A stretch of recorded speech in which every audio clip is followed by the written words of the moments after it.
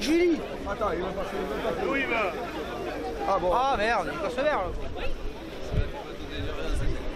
Allô?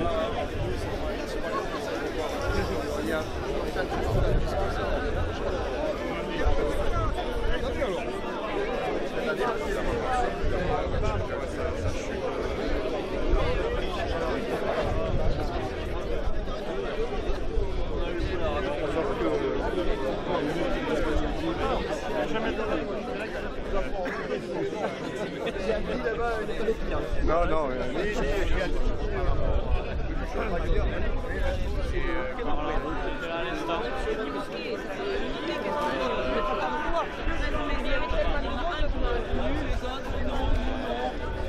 Nous non, mais vous vous plaignez à l'année. On l'a pas de suite, on l'a pas de suite.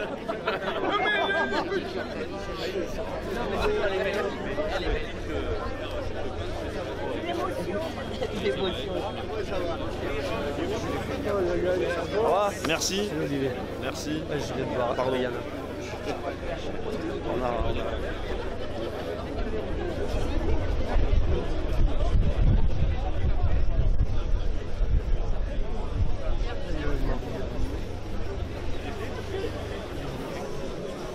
Pas de calendrier. Attends, monsieur le maire. Lui, il m'a dit qu'il voulait pas. Il faut passer radio, je sais pas quoi. Vous connaissez là? Oui. Moi, je dois le représenter.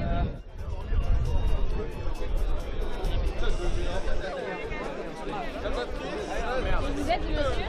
Ah, d'accord.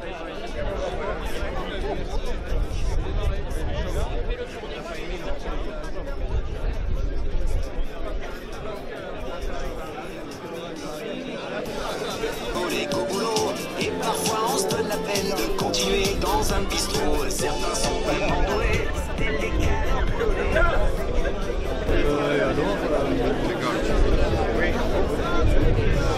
Là, il faut faire le point avec c'est Patricia Villa, c'est Les premiers de la classe. Tu mets la caméra.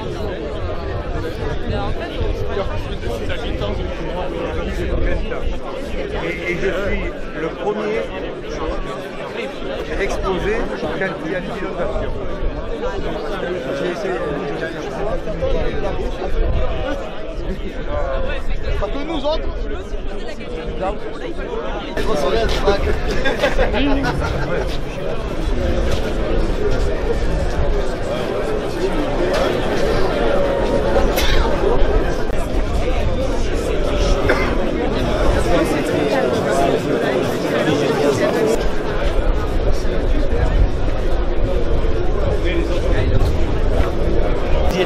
Les papes au réveil.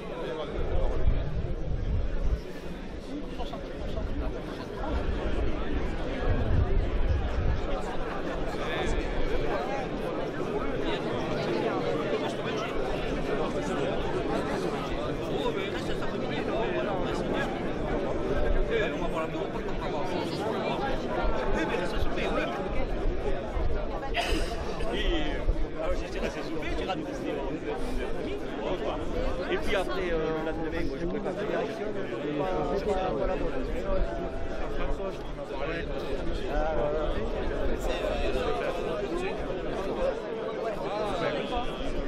Vous n'êtes pas loin. et si tu le connais parce qu'il était au Chamarin. Quoi? Ah non, une soirée chez nous, on a mis des Bayos. Oui. Chaque jeudi, on va chez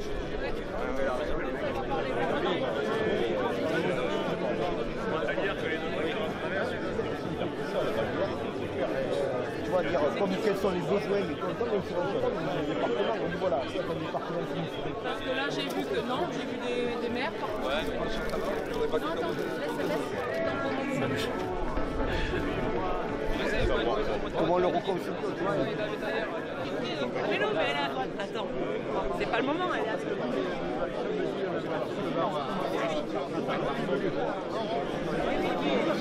Ah oui, oui, oui, pour les grosses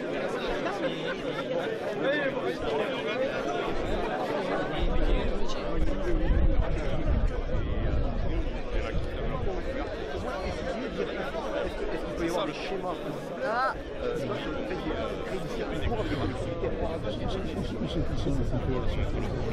Mais j'espère que c'est ici, hein. Oui, mais j'ai pas envie. Ah, adieu. Je t'ai entendu. Ça va? bon, écoute, mais ça, c'est des choses.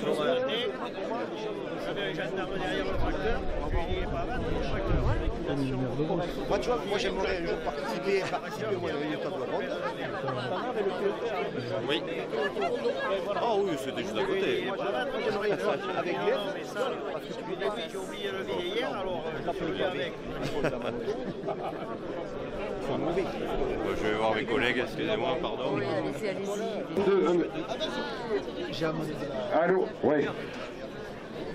Chers amis, chers collègues, on va demander aux élus de bien vouloir, ceux qui ont le courage de venir monter sur la remorque et nous rejoindre. On peut également avoir une partie devant la remorque. Monsieur le sous-préfet, les parlementaires, les collaborateurs parlementaires, s'il vous plaît.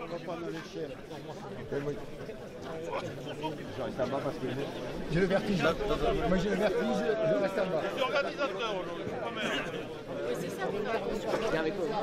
Oui, bien sûr.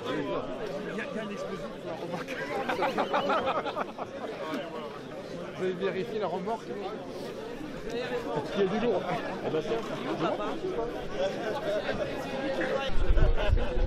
Déjà, je vous remercie à toutes et à tous d'avoir répondu à ce rassemblement. J'y reviendrai après. En premier, je vais remercier les élus du territoire. Je vais remercier monsieur le sous-préfet d'être présent. Je remercie les services de la ville de Langon, les forces de l'ordre, la police municipale, les agents de la DDE pour nous avoir aidés à canaliser cette manifestation et qu'elle se passe dans les meilleurs auspices. Je m'excuse, je suis très fatigué, malade, je vais parler un peu et mes collègues reprendront. C'est comme si c'était moi qui vous parlais, c'est pareil. Donc je vous disais à tous, on a voulu un rassemblement paysan, puisque on est tous des agriculteurs, quelle que soit la filière dont on dépend.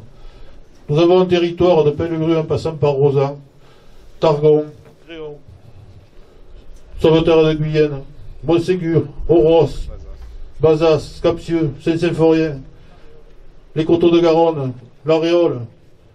Et dans ce territoire, il y a des viticulteurs qui sont beaucoup plus nombreux, bien sûr, mais il y a également des sylviculteurs, des céréaliers, des éleveurs, bovins, ovins, volailles. Il y a même des pêcheurs, j'en oublie. Mais on a un territoire vaste et varié. Et si nous on n'est plus là, il n'y aura plus de paysage. J'ai écouté, comme vous, vendredi, le discours de M. Attal, du Premier ministre, qui m'a saoulé pendant demi-heure parce qu'il nous a dit que dans paysan, il y avait pays, qu'on était là pour façonner notre paysage. Mais si on n'est plus là, il faudra que le gouvernement se retrousse les manches avec un yacht pour aller nettoyer les fossés et les cours d'eau. Donc on a voulu, des organisateurs, que cette manifestation soit pacifiste. Il y a quelques personnes ce matin qui ont voulu aller plus loin que ce qui était prévu. On les a vite recadrés avec les services de l'ordre. Donc la manifestation va se passer comme suit, prise de parole aujourd'hui.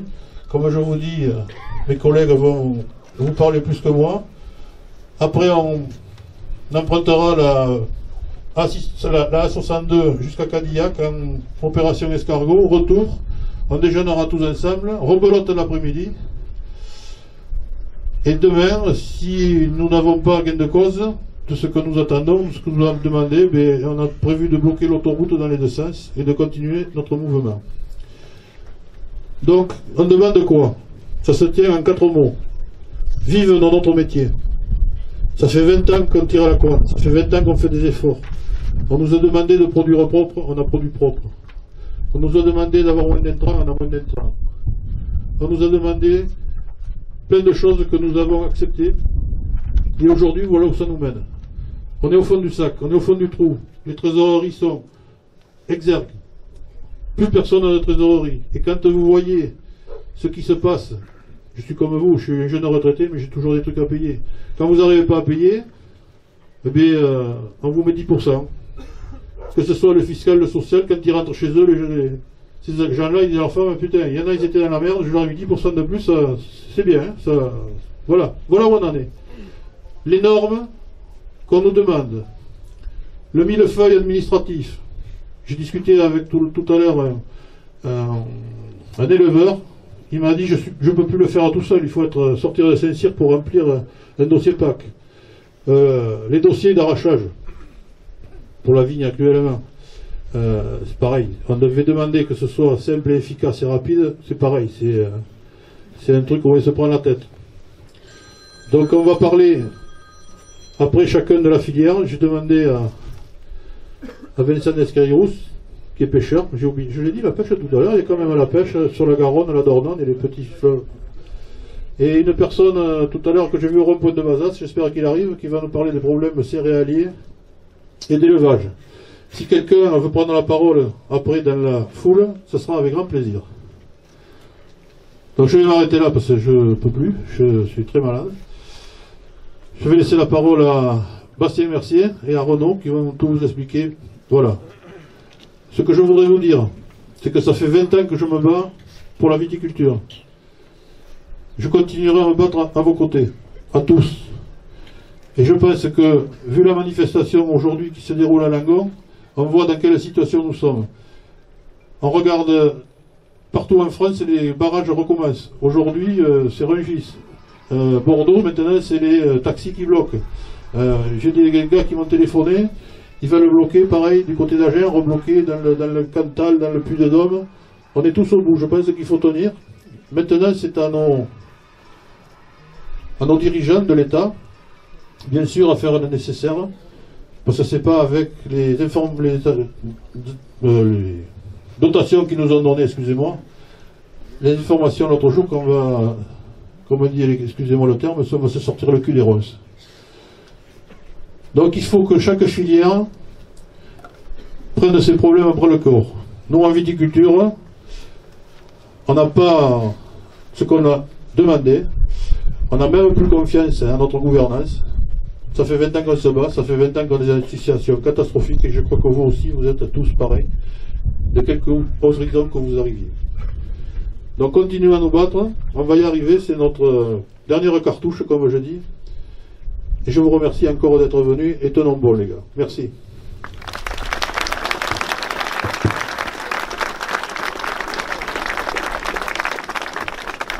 Bonjour à toutes et à tous. Donc l'objectif aussi de cette manifestation, c'est bien entendu de faire comprendre quelque chose dont je trouve que nous ne parlons pas assez.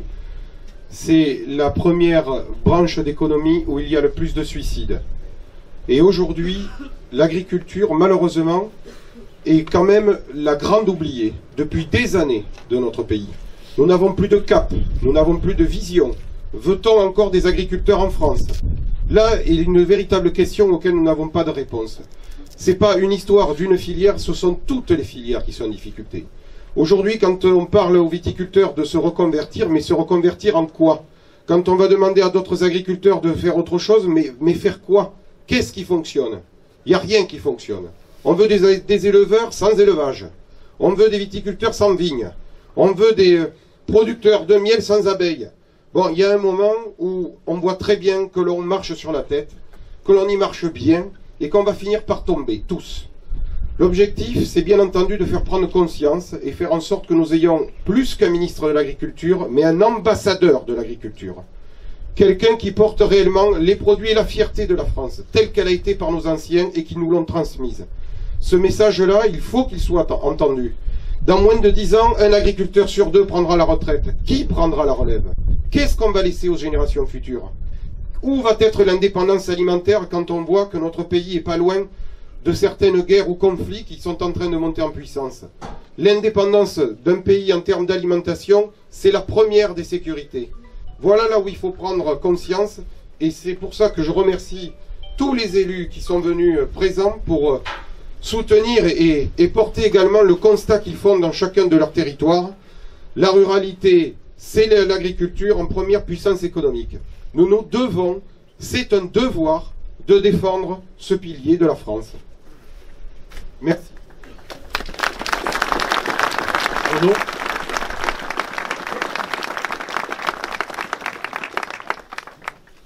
Alors j'ai oublié dans nos revendications, bien sûr, c'est ce que je vous dis, vivre notre métier, mais en plus, par le biais du préfet Guyot, préfet de région, et par l'intermédiaire du sous-préfet de Langon, nous avons demandé à M. Marc Fesneau qui vienne nous voir, à nous, les bouseux, pas nos dirigeants, puisque nos dirigeants, on leur caresse le poil et le sens du dos, et c'est pas ce qu'on attend. Donc j'ai demandé à ce qu'ils viennent nous voir, qu'on nous donne une date, que ce soit dans 3 jours, 4 jours, la semaine prochaine, mais qu'ils tiennent sa parole.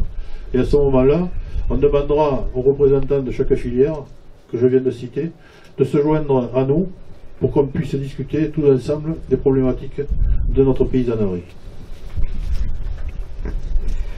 Donc c'était aussi pour dire que certainement que nous avons un ministre de l'Agriculture, mais... Comment? Ah. Renaud Jean, vigneron, de la première bataille du collectif il y a déjà très longtemps. Et je voulais dire que certainement que nous avons un ministre de l'Agriculture, mais par contre nous n'avons pas de ministre des agriculteurs et des agricultrices. Et c'est tout le problème. Et aujourd'hui il faudrait un peu remettre de l'humain. Alors on parle de règles de libre concurrence, etc. Il n'y a aucune libre concurrence puisqu'elle est constamment biaisée. Il est assez difficile de nous organiser, puisque dès que nous organisons, les services de l'État, comme la répression des fraudes, nous disent vous n'avez pas le droit, vous allez vous entendre, etc. Et en fait, ça fait le jeu du moins-disant. Ça fait le jeu du moins-disant sur les normes. On nous oblige toujours plus de normes. On nous oblige toujours de baisser davantage. C'est nous qui prenons les prises de risques. Les prises de risques que nous prenons au quotidien en améliorant puisque c'est comme ça qu'on dit, en améliorant nos conditions de production, en mettant moins d'intrants et en se protégeant un peu moins à chaque fois. C'est nous qui prenons les risques, et en fait ça nous met à genoux un peu plus à chaque fois. Sur des mauvaises années comme cette année, ça aura mis tout le monde à genoux, sans exception. Et en fait on ne nous reconnaît pas ça. Et je crois que ce mouvement c'est aussi ça, c'est ce besoin de reconnaissance. Et la reconnaissance elle passe pas par simplement une main tendue ou quelqu'un qui vous frotte le dos. La reconnaissance elle passe par le prix des justes choses. Mais ce prix des justes choses ne veut pas dire une augmentation du panier moyen. Le prix des justes choses, c'est uniquement une meilleure répartition des valeurs. Et aujourd'hui, le prix du vin, aujourd'hui, il n'y aurait pas de problème, si on parle du vin, si on payait 1 € de vin par bouteille. Il n'y aurait pas de problème. On serait dans une économie où ça fonctionnerait. Pas grandement, mais ça fonctionnerait. Et là, aujourd'hui, on nous paye, quand on nous le paye, on nous paye 50, 60 centimes maximum. Donc c'est pas possible, c'est pas tenable. Sauf qu'en fait, il n'y a tellement pas d'argent qu'on est obligé d'augmenter nos heures de travail, qu'on ne paye plus les engrais, donc ce qui fera encore moins de production. Et donc encore moins de production, il nous coûtera encore plus cher. Donc c'est un énorme problème, et donc on a besoin de cette reconnaissance. Et s'il y a des gros chantiers, si le ministre il se sent ministre des agricultrices et des agriculteurs, s'il y a un gros chantier, c'est un chantier de la répartition des valeurs. C'est un chantier pas avec très peu d'effets d'annonce. L'histoire de la loi Egalim est aujourd'hui un subterfuge qui ne marche pas. Alors on peut augmenter les contrôles, mais quand il n'y a rien à contrôler. Et aujourd'hui, il faut vraiment remettre à plat le système, et je pense que c'est valable pour toutes les filières. C'est pour ça que c'était le rassemblement de toutes les filières.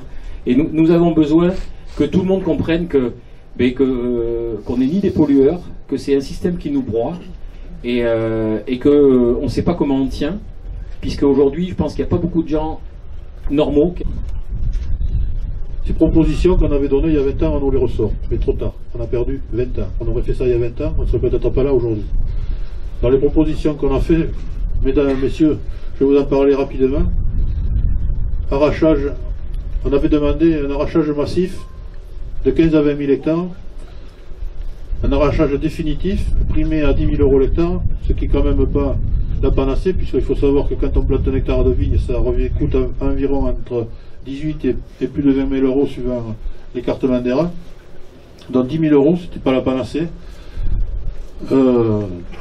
Cette proposition a été reprise par notre gouvernance et par le ministre de l'Agriculture pour en arriver à une solution où on a pu bénéficier d'un arrachage de 9 300 hectares, une proposition d'arrachage de 9 300 hectares primée à 6 000 €.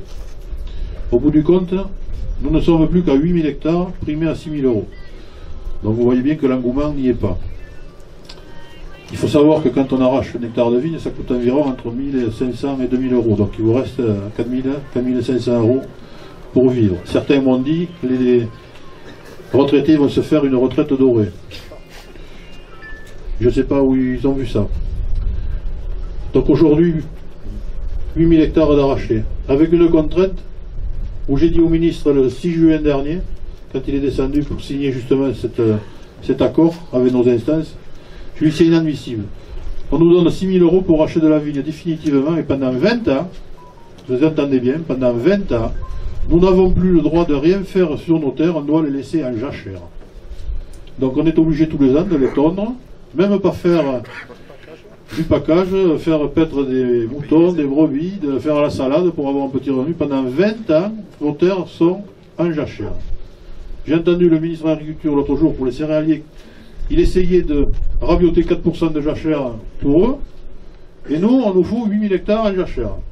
C'est quand même, pas 8 000, mais 4 000 et quelques. Donc voilà où on en est. De la distillation, on nous propose. On fait du vin. On ne fait pas du vin pour le distiller. C'est pas notre leitmotiv. On fait du vin comme vous, céréaliers, comme vous, éleveurs. Vous faites du vin pour des céréales pour les vendre. Vous faites de la viande pour qu'on la mange. Nous, on fait du vin pour qu'on le boive. Et là, on nous donne des millions d'euros. Des millions d'euros, ceux qui ne le savent pas. En 2 ans, on a bouffé 450 millions d'euros pour distiller du vin. Et aujourd'hui, on est toujours dans la même situation. Encore plus. On est tellement mal que plus personne ne veut nous suivre. Je ne parle pas des gens. Voilà. Donc, que faut-il faire? On a fait une étude, Olivier Messinger, qui est par là, qui est au syndicat des Graves, a fait une étude il y a 1 an, où il a démontré que 30 à 40 000 hectares de vignes à Bordeaux,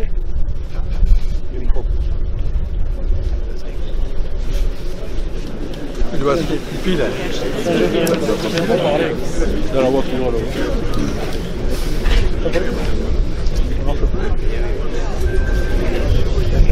Non mais c'est sûr que c'est le micro. Non, c'est le micro.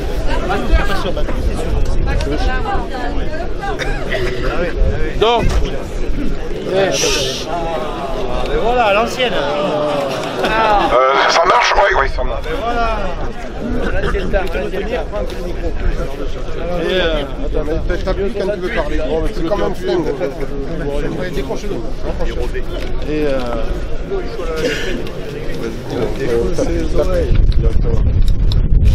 Allez, vas-y, envoie.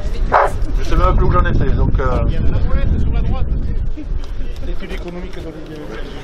C'est la technologie, Didier. oui, Renaud. Renaud, viens. Dans ma voiture, il y a notre micro derrière dans la valise. Ouais, c'est attaché, on a fait. 22. 22, voilà, c'est à fond. C'est à fond. C'est à fond. Je décroche. J'ai été le temps.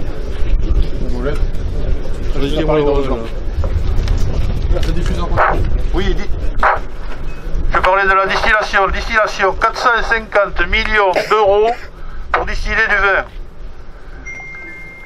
Aujourd'hui, je disais, voilà où j'en étais. Olivier Messinger a fait une étude sur les syndicats des Graves et Sauternes, je crois, où il a démontré que 40 000 hectares de vignes perdaient régulièrement de l'argent.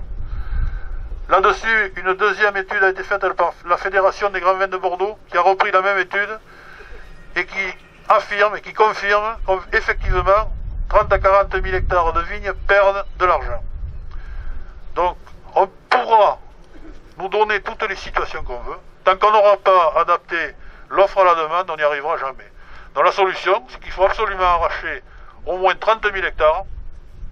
Et il faut savoir, comme disait Bastien ou Renaud tout à l'heure, je ne me rappelle pas, la viticulture est très, très vieillissante. Dans un avenir proche, il y a quasiment 2 viticulteurs sur 5 qui vont prendre la retraite, s'ils ne disparaissent pas avant. Voilà. Je vais te laisser, Bastien, nous dire le reste si tu veux.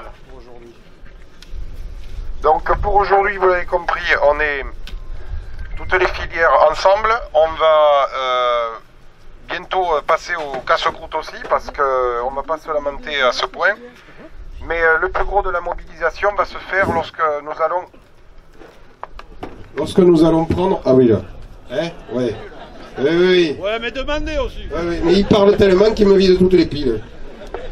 Et, pour qu'on puisse donc mettre un point fort sur cette mobilisation, n'oubliez pas que l'on attaquera du coup l'autoroute juste après le casse-croûte et faire l'opération.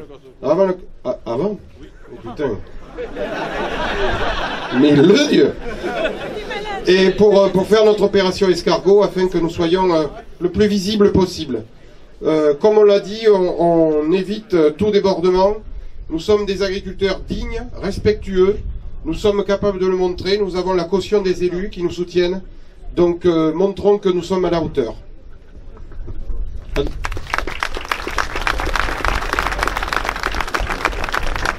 En me tournant vers la droite, j'ai vu Jérôme Guillem, que je ne t'ai pas remercié. Jérôme, tu n'as vraiment pas de chance.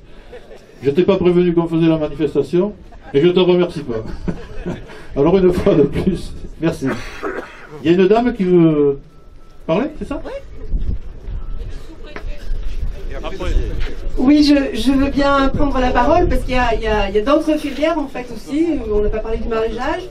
C'est quand même un gros morceau aussi en Gironde. La vitie est importante, mais il y a d'autres filières. Moi-même, je ne suis pas maraîchère, mais je suis paysanne depuis maintenant 35 ans, à Romagne, un petit village d'Entre-deux-Mers. J'ai produit et je continue de produire des fleurs décoratives et aussi des plantes médicinales. Pourquoi je prends de la parole? Parce que en plantes médicinales, c'est pareil, c'est complètement délirant.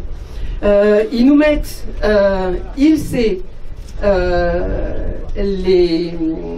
l'industrie pharmaceutique, l'industrie cosmétique, qui est encore pire que le pharmaceutique, et qui nous met des règles, des normes qui sont absolument impossibles à suivre. Donc on est exactement dans le même sens que vous, les agriculteurs en général, évidemment, puisqu'on en fait partie, on est dans la même famille. On a ce problème qu'on nous met des normes.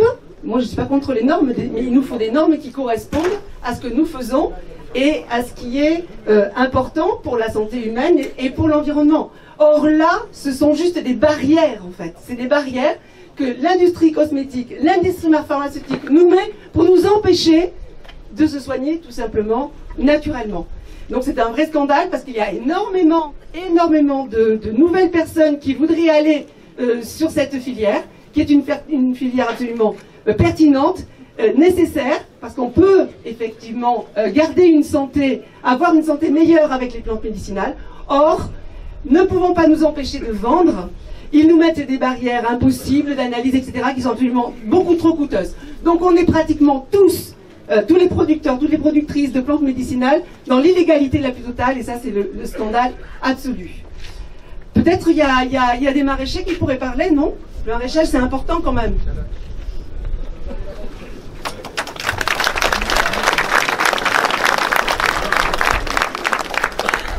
Bon, bonjour à tous et à toutes. Merci d'être là déjà. Moi je suis maraîcher à Lados, c'est une petite commune pas très loin d'ici. Je voudrais aborder un problème particulier qui touche pas forcément le maraîchage, mais qui nous touche tous. C'est celui qui est lié au départ à la retraite de nombreux d'entre nous dans quelques années, et donc au remplacement de cette population de producteurs et de productrices. Moi je m'inquiète particulièrement sur deux choses. La première, c'est l'accès au foncier, l'accès à la terre. On a un très très gros problème par rapport à ça. Les prix de la terre sont ceux qu'ils sont, vous les connaissez. Quand on n'est pas issu du milieu agricole, comme c'est mon cas, et on a de plus en plus de personnes qui ne sont pas issues du milieu agricole, qui veulent s'installer, ça représente aujourd'hui entre 65 et 70% des installations, il faut le savoir. Eh bien ces personnes-là ont un très très gros problème pour essayer de trouver du foncier. Le bail rural en Gironde, je vous passe la galère pour y avoir accès. Peut-être que là, je fais aussi un petit appel à la solidarité paysanne entre nous, de pouvoir aussi laisser un peu de place à vos futurs remplaçants, parce que c'est pas en restant crispé sur vos terres qu'on va résoudre le problème. Donc il y a une vraie solidarité entre nous à mettre en place. Ça, c'est le premier point. Et le deuxième point sur lequel je voulais aussi beaucoup insister, c'est celui de la formation.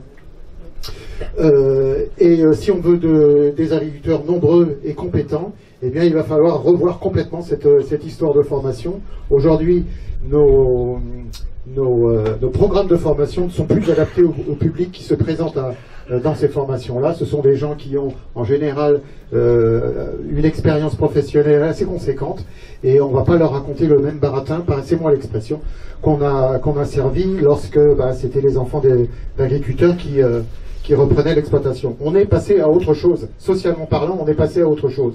Donc il va falloir aussi prendre en compte cette nouvelle donne. Elle est particulièrement importante si on veut relever le défi de reprendre cette agriculture et de la proroger dans le temps. Merci.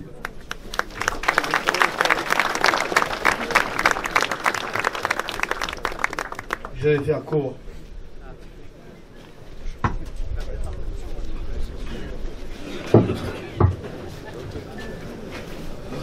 Merci. Merci de me laisser la parole. Excusez-moi, j'ai un genou en vrac. C'est parce que j'ai pas assez travaillé. J'ai 50 ans. J'ai 55 ans, pardon. J'ai 55 ans. Je suis viticulteur. Et on est viticulteur de père en fils depuis 5 ou 6 ou 7 générations. On n'a pas réussi à remonter jusqu'au bout. Et avant, nous étions éleveurs et polyculteurs. Je m'appelle Hubert. Ça s'écrit, ne vous méprenez pas. Ça s'écrit d'abord avec un H. Un H comme horrifié. Horrifié parce que je bois. Horrifié parce que je suis en train de faire. Je suis en train d'arracher 40 hectares, 70% de la surface de mon exploitation. C'est un drame familial, c'est un drame générationnel, et je ne suis pas tout le seul à le vivre. Malheureusement, il y en a qui arrachent même 100%. Mon prénom, il se finit aussi par un T. Un T comme terrifié. Je suis terrifié, messieurs, dames. Monsieur le sous-préfet, je suis terrifié. Pourquoi je suis terrifié? Je suis terrifié. Ouais, je vais te le dire, ouais. T'inquiète. Je suis terrifié parce que il y a des prérequis. Parce que là, on est en train de parler des problèmes actuels. Mais il y a des députés européens qui ont voté des trucs, là. C'est énorme. Vous vous rendez pas compte? Je sais pas, vous n'en parlez pas, là. Mais alors, je suis entièrement d'accord avec tout ce que vous avez dit, mais si les contrats commencent à revenir, là, mais ça y est, c'est terminé, il n'y a plus de réunion, il n'y a plus personne, là. On est tous morts, là. On va pas pouvoir faire face à l'Argentine, le Chili, la Nouvelle-Zélande. C'est pas possible. On n'y arrivera pas. Donc il y a des prérequis à toute négociation. Le prérequis, c'est de qualifier de haute trahison. Il y a des gens qui nous ont trahis, qui ont trahi la France, qui nous ont trahis à nous Français, à nous paysans. Ils ont voté, sérieux, ils ont voté pour nous dépouiller. Et en plus pour nous empoisonner, parce que les produits qui vont arriver, ils ont des résidus de pesticides qui sont cancérigènes, mutagènes et reprotoxiques. On connaît tous ces termes. Apparemment, le gouvernement et ses députés européens, ils ne connaissent pas ces termes. Cancérigènes, mutagènes, reprotoxiques, c'est ce que les députés qui ont voté oui pour le libre-échange nous livrent dans nos assiettes, à nous, paysans et français. Ils nous empoisonnent. Ils vont nous tuer de cancer, de mutations et de reprotoxiques. Je suis terrifié. Et j'en arrêterai là parce que il faut calmer effectivement les gens. Effectivement. Mais il y a des prérequis à toute négociation. Et celle-ci, c'est un prérequis à la négociation parce que c'est notre mort que nous sommes en train de vivre. Oui, pour tout ce que vous avez dit, je suis entièrement d'accord et j'ai toujours été d'accord. Et puis le PGE, n'en parlons pas. Mais le PGE, c'est là, c'est le mois prochain. Attends, mais je peux pas le payer. Je peux pas le payer. Ce putain de PGE. Parce que quand le gouvernement nous a garanti, un prêt garanti par l'État, eh bien, cette garantie, nous l'avons acceptée, nous aussi, c'était un contrat. Bien entendu. Et on en remercie l'État. Mais on pensait que s'il y avait à voir, nous on emprunte parce qu'on pense qu'on va pouvoir continuer, qu'on va pouvoir évoluer. Mais là, ça s'est empiré. Donc on a contracté des prêts garantis par l'État que malheureusement, l'État et l'Europe n'a pas pu nous donner les moyens de rembourser. Alors s'il est garanti par l'État, je souhaiterais que l'État prenne ses responsabilités. Parce que des PGE, messieurs, dames, vous voyez tous ces gens là? Vous voyez tous ces gens? Eh bien, autant il y a de gens, autant il y a de PGE.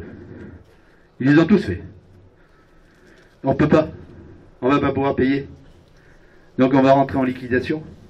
On va rentrer dans cette fameuse famille des entreprises en difficulté. Et ça m'a toujours fait rigoler parce que je cru toujours que j'étais en difficulté. Mais apparemment on est en difficulté que quand on est en liquidation, c'est-à-dire que quand on est déjà à l'agonie. Je vais en arrêter là. Je vous remercie de m'avoir laissé la parole. Merci.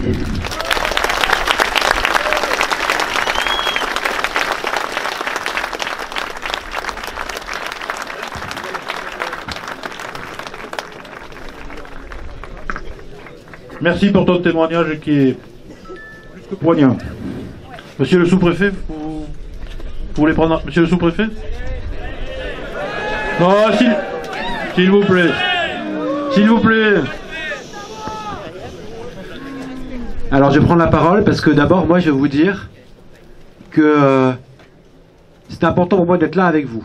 Et je veux remercier monsieur Cousinet, monsieur le maire, parce que vous organisez cette mobilisation qui est à la fois très forte, et tout le monde le voit, et elle est aussi très digne. Alors, depuis ce matin, je suis sur les ronds-points, parce que ma première mission, c'est aussi d'écouter, faire remonter ce que j'entends, et je veux aussi vous dire que je comprends ce que vous ressentez. J'aime pas raconter ma vie, mais je veux juste vous parler de ma grand-mère. J'avais une grand-mère, c'était une veuve de guerre, elle avait une petite ferme en Haute-Loire, quelques vaches laitières. Cette ferme, elle a disparu. Ni mon père, ni mon oncle n'ont pu la reprendre. Et c'est un traumatisme aussi pour la famille. Et ce que j'entends, c'est important que vous puissiez le dire, qu'on le fasse remonter. Vous parlez de ces injonctions contradictoires, de cette concurrence déloyale, et de beaucoup d'autres sujets. Et moi, l'engagement que je peux prendre, et je l'ai fait devant vous, Monsieur Cousinet, c'est de faire remonter ce que j'entends. Après, les solutions, elles sont pas simples. Je sais que les annonces qui ont été faites la semaine dernière, vous les trouvez insuffisantes. Je comprends. Je sais qu'il y a encore du travail à faire. Mais ce que je peux vous dire en tout cas, c'est qu'ici, localement, moi je suis là et je serai toujours avec vous. Et Monsieur Cousinet le sait, les élus qui sont derrière moi le savent. S'il y a des agriculteurs ici qui viennent, je serai toujours là pour essayer de trouver des solutions. Localement, l'État il est là. Et les sous-préfets, ils sont là, aux côtés de la profession, pour essayer de trouver des solutions. Alors tout n'est pas parfait, loin de là, et je dirai jamais ça. Mais par contre, ce que je peux vous dire, c'est que je suis là. Aussi pour entendre des témoignages comme celui qu'on vient de donner. Et je me cache pas, je reste pas dans mon bureau, je suis là. Et je suis là avec vous.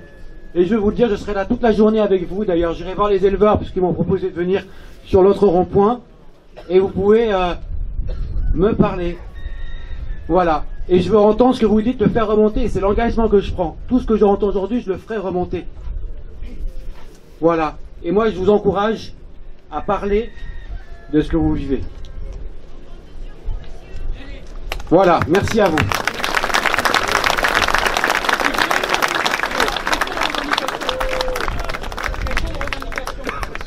Pardon? Les revendications de qui? De quoi? Aujourd'hui de la viticulture, de l'agriculture en général. Aujourd'hui on est ici, j'entends parler depuis tout à l'heure, tout le monde donne son... Excusez-moi, Raphaël Fructuoso, viticulteur dans le Médoc.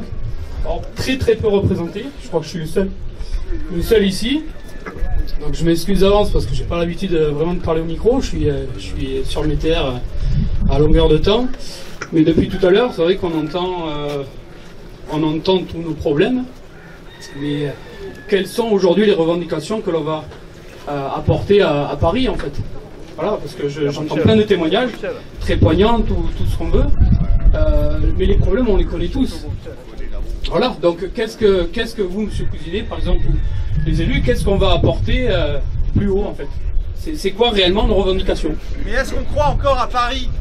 Est-ce qu'on croit encore au Bruxelles, si vous voulez?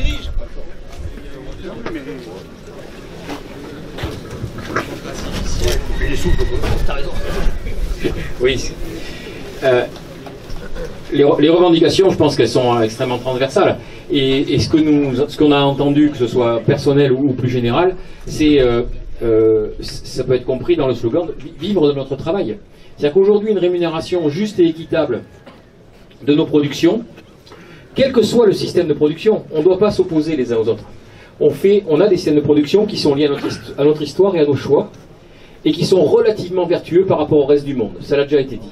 Et donc ce qu'il faut, c'est qu'on puisse en vivre décemment. Et quand aujourd'hui on a un cahier des charges qui nous oblige à respecter des conditions de production, il faut qu'en face, il y ait le pendant. Et le pendant, c'est au moins qu'on puisse avoir une forme de garantie sur la production à partir du moment où on arrive à faire un volume cohérent. Donc voilà, la banderole SMIC paysan, ça serait bien si on y arrivait, vous le savez très bien.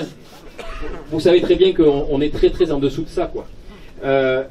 Puisque beaucoup, après leurs 40 ans, n'ont même pas réussi à cotiser leurs annuités complètes parce qu'ils n'ont pas suffisamment de revenus durant leur carrière.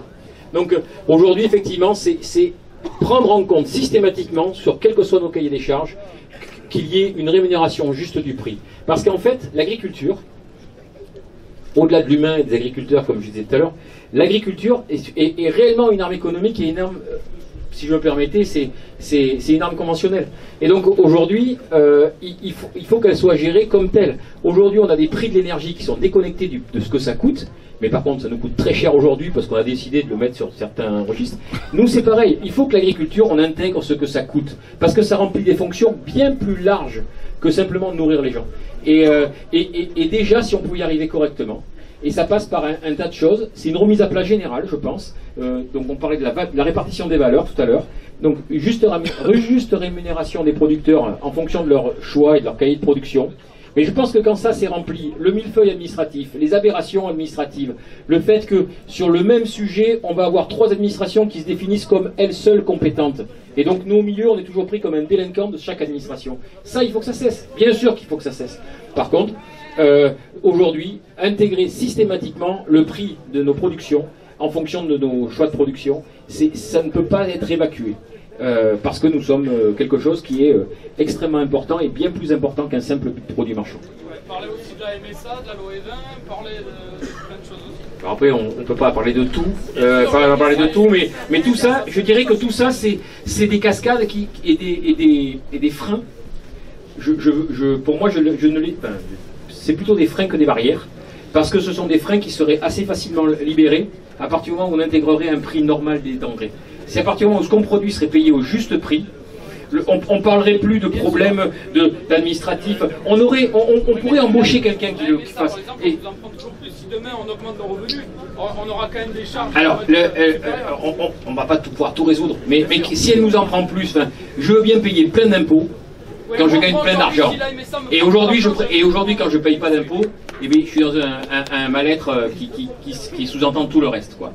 Et donc aujourd'hui, essayons d'arriver à garantir une production, quelle qu'elle soit sa valeur, quel que soit le système de production. Par quel biais, clairement? Bon, alors.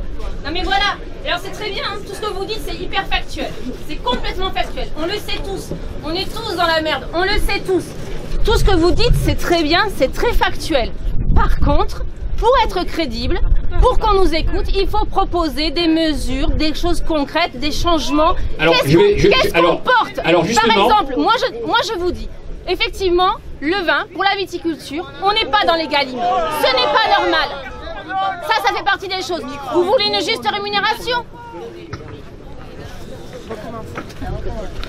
Ce que je vous demande, c'est aujourd'hui, tout ce que vous dites tous, c'est très factuel. Moi, je suis viticultrice, je suis dans la merde, comme tout le monde. Mais ça, j'ai pas besoin de venir ici pour le savoir. J'ai pas besoin que tout le monde soit sur une remorque pour le dire. Tout ça, on le sait.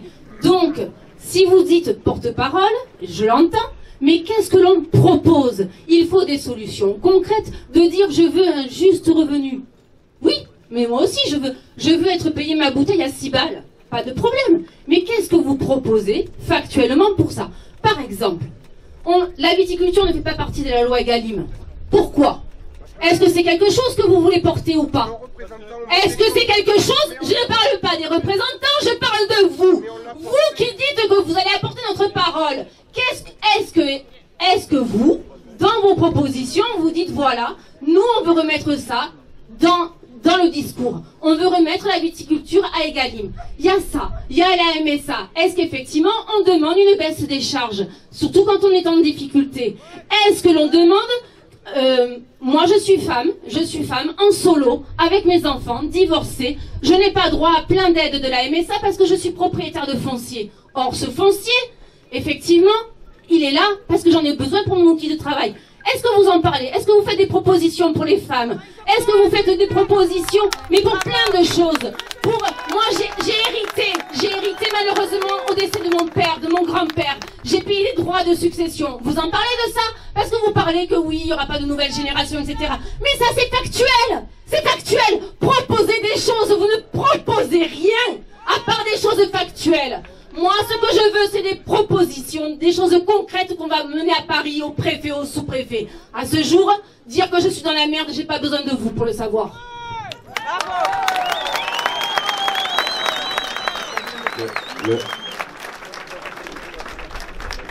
Le facteur ne peut pas être responsable des mauvaises nouvelles. Attendez, on va être très clair. Moi, je suis pas au manette de la gouvernance. Par contre, oui. Donc notre action, elle est forcément un peu limitée. Par contre, on s'est positionné clairement comme des aiguillons pour faire avancer ceux qui avaient les manettes. Je crois qu'on a fait quelques petites avancées. Et sur le sujet qui est, à mon avis, le plus important parce qu'il déroule sur les autres, c'était comment faire. Soyons factuels, vous nous avez dit, c'est vos mots, vous l'avez été aussi. C'est très bien. Aujourd'hui, depuis 10 ans, il existe une disposition réglementaire française et européenne qui nous permet d'échapper à la notion d'entente, qui nous est tout le temps reprochée par la DGCCRF, la DRET maintenant. Et donc cette disposition existe depuis 2013. Et le problème, c'est nous qui avons aucun levier de commande, on l'a découvert il n'y a pas très longtemps. Mais croyez bien qu'on y travaille.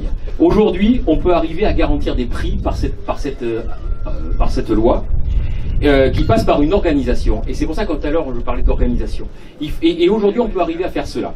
Et depuis décembre dernier, donc c'est très récent, et depuis décembre dernier, d'ailleurs on l'a transmis au syndicat des bio, depuis décembre dernier, on peut aussi garantir un prix minimum et on s'entendre sur un prix minimum à partir du moment où on remplit 2 conditions.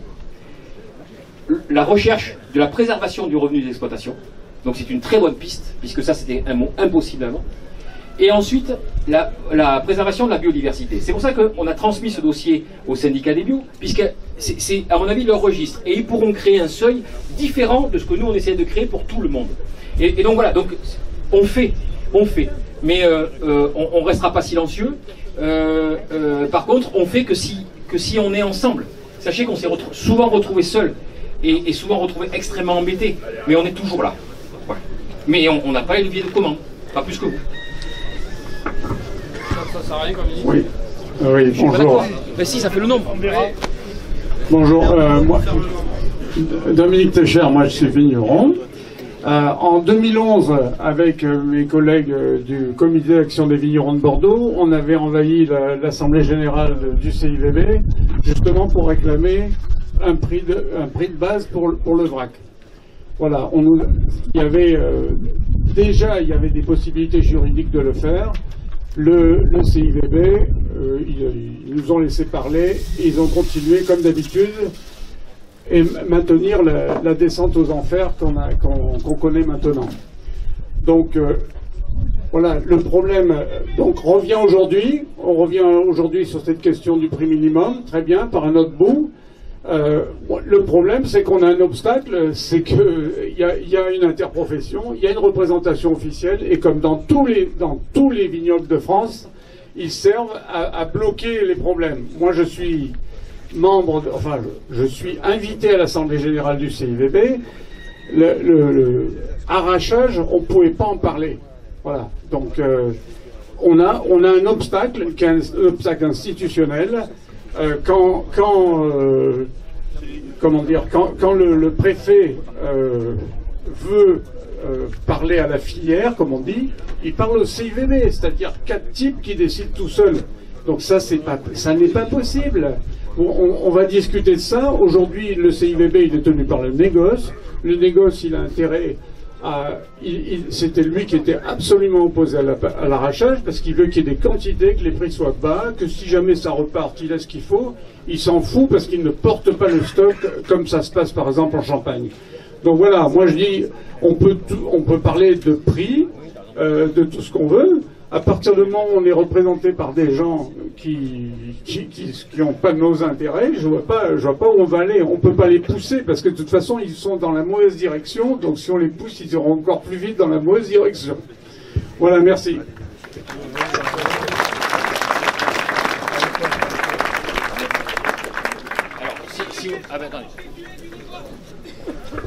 Bonjour messieurs les élus, bonjour tout le monde. Je suis viticultrice aussi et moi ma question elle est, on dit tous qu'on veut vivre de notre métier, ce qui est normal, on se lève tous les matins, on se couche tard, on veut vivre dignement. Est-ce que vous ne pensez pas qu'il serait plus judicieux de poser des règles sur le commerce international? Alors ça va parler pour le vin, pour les éleveurs, pour les laitiers, pour toute la filiale agriculture. Moi, tout à ce matin, j'ai été interrogée par Sud-Ouest et je leur ai dit, prenons l'exemple du poulet ukrainien, qui peut être le poulet, le lait, la cerise, la tomate, la fraise, tout ce que vous voulez comme légumes ou comme matière première. Pourquoi vous ne pousseriez pas nos élus et puis monsieur le sous-préfet à exiger que tout ce qui arrive de l'étranger soit au même prix que les produits plus bas français. Est-ce que le produit le plus bas français, tout ce qui arrive au même prix? Croyez-moi bien que moi aussi, je suis toute seule avec des enfants, je regarde les prix. J'aime manger local, j'aime manger bio puisque je suis sur une exploitation viticole en AB. Et les prix, c'est vrai qu'en ce moment, c'est très dur. Je ne prends pas de salaire depuis des mois. Et je me dis que le citoyen français, il a un produit ukrainien et un produit français. S'il est au même prix, croyez-moi qu'on va tous consommer français. Et donc tout le monde va avoir son pouvoir d'achat qui va être agréable. Et là, on pourra payer nos PGE, parce que nos PGE, ils vont nous foutre encore dans la merde cette année. On va pouvoir payer notre MSA qui nous assassine, qui nous assassine, qui nous assassine. Alors, voilà, ma proposition, j'espère qu'elle sera retenue.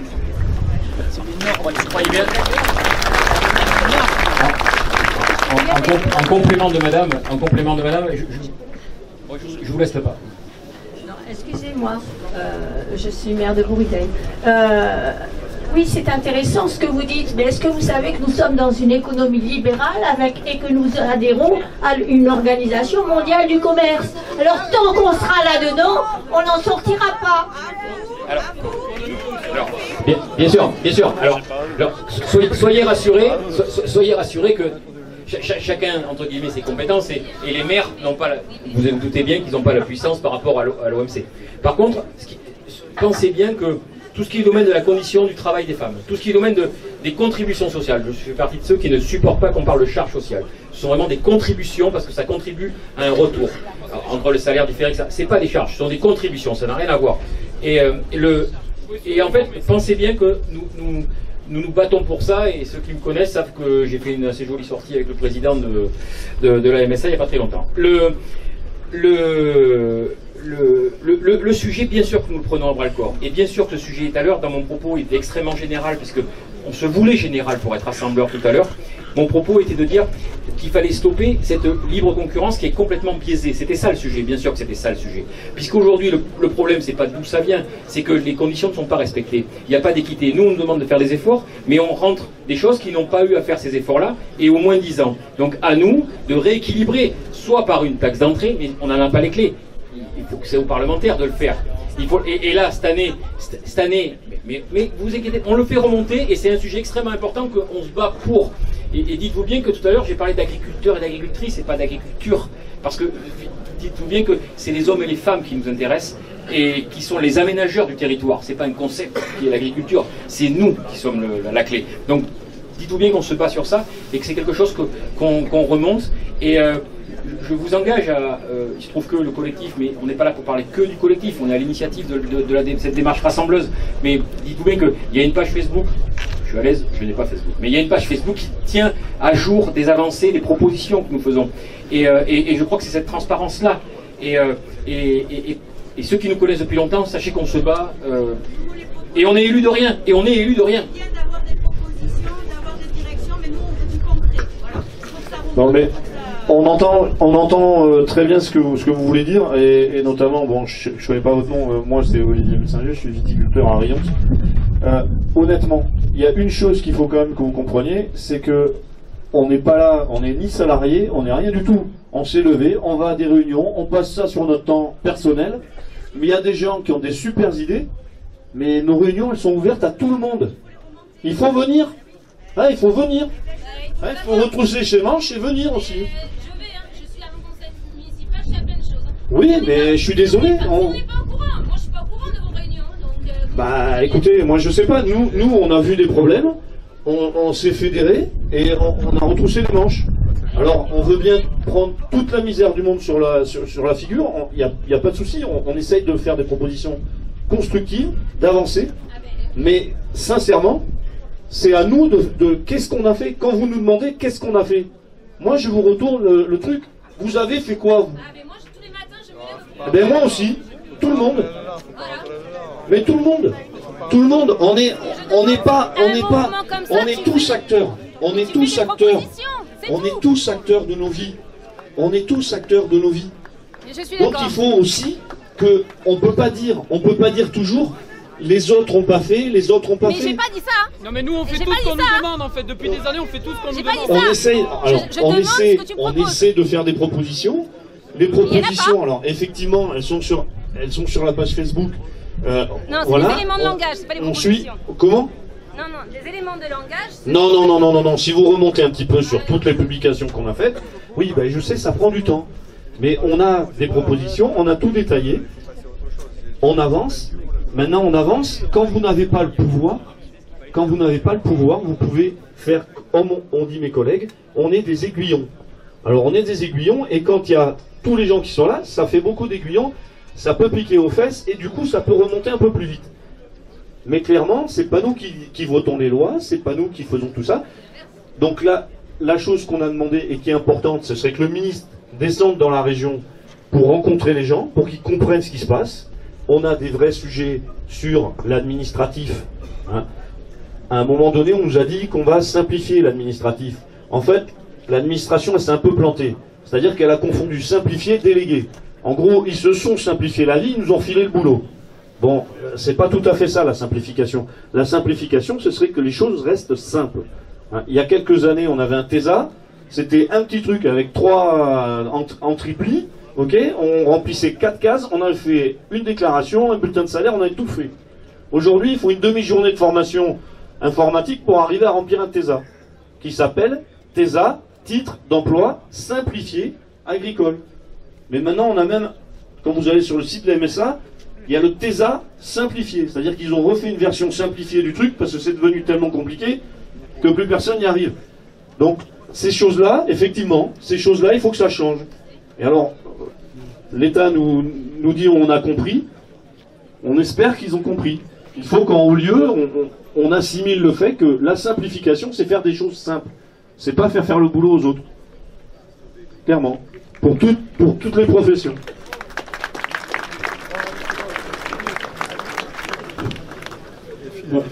Les échanges sont quand même intéressants, un peu virulents. Alors madame, je vais vous répondre.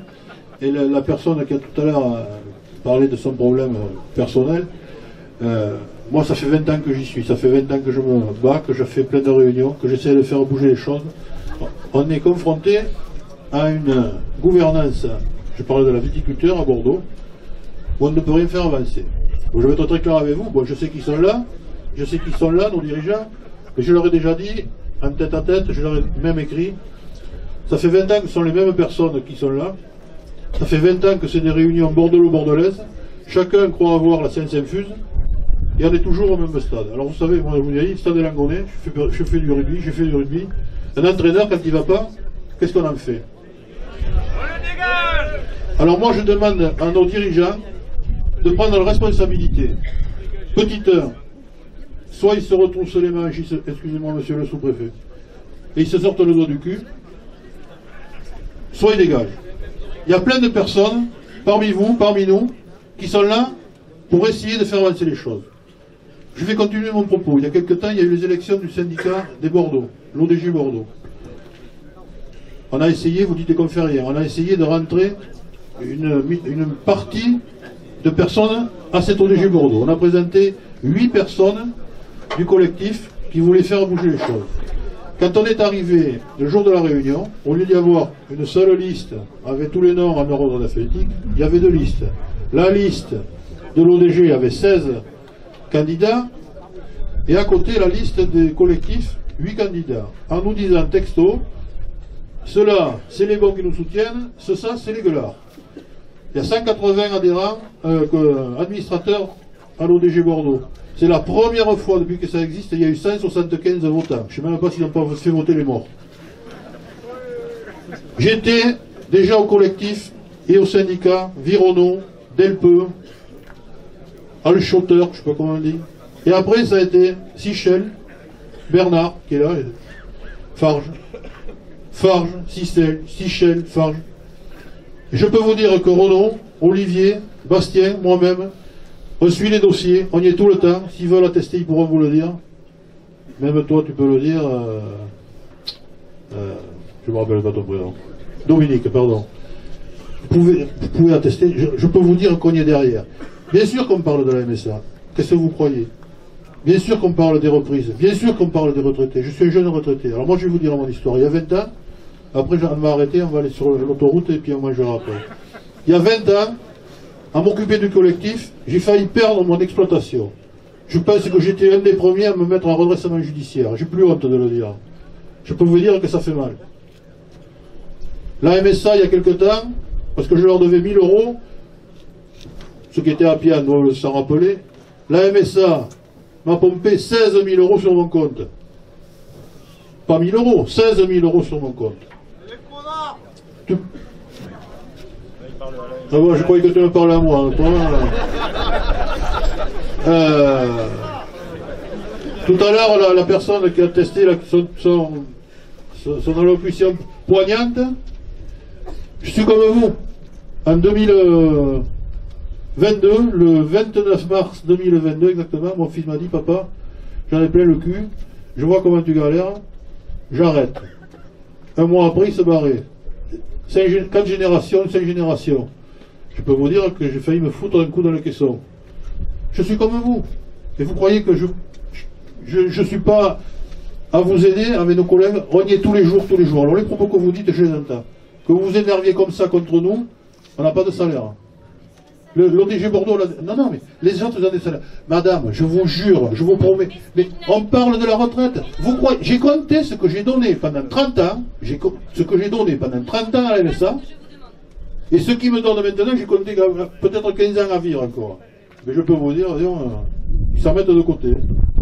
Alors, ne croyez pas, on y est, tous les jours. Et... Pardon? Bon, mais je vais arrêter. Mais bon, on y est. Il y a les élections. Bon, écoutez, on reprendra la parole cet après-midi. Là, si vous voulez, ceux qui veulent, alors, le responsable gendarmerie, je sais pas s'il y en a un par là, vous pouvez faire chauffer les motos. On va aller jusqu'à Cadillac, faire le tour du giratoire. Roulez pas trop vite. Et on fera pareil cet après-midi, on reprendra la parole cet après-midi. On demande au ministre de descendre. Demain, on bloque l'autoroute des deux côtés. Merci.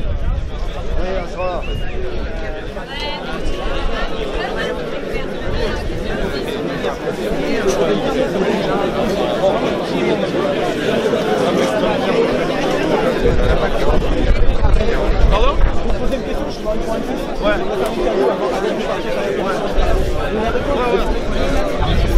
Attendez, je descends là-bas, mets-le dedans.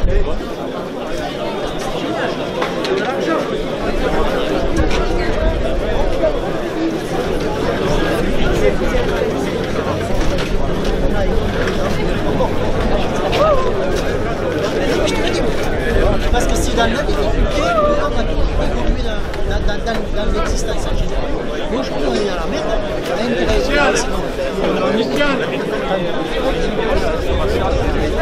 Il est resté avec tout le monde.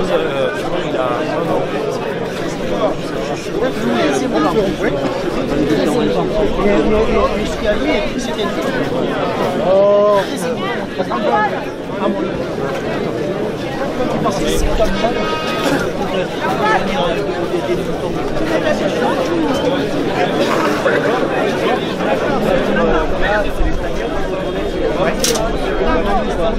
Ça, j'en sais rien. Je suis pas sûr que... J'en sais rien. Je sais pas. Nous, on va y aller à pied.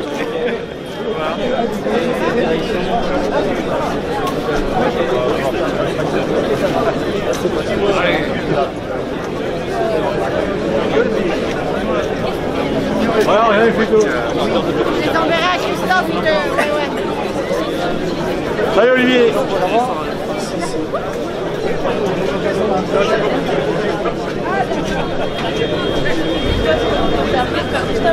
Non, c'est rien, j'en avais pas. Je pense qu'on peut attendre de revenir ici.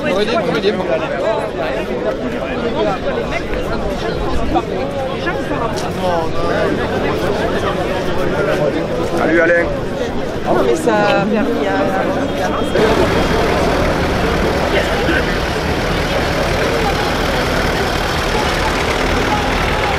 Donc ils vont revenir, alors le circuit c'est quoi là? Ils prennent l'autoroute et ils reviennent de Cadillac.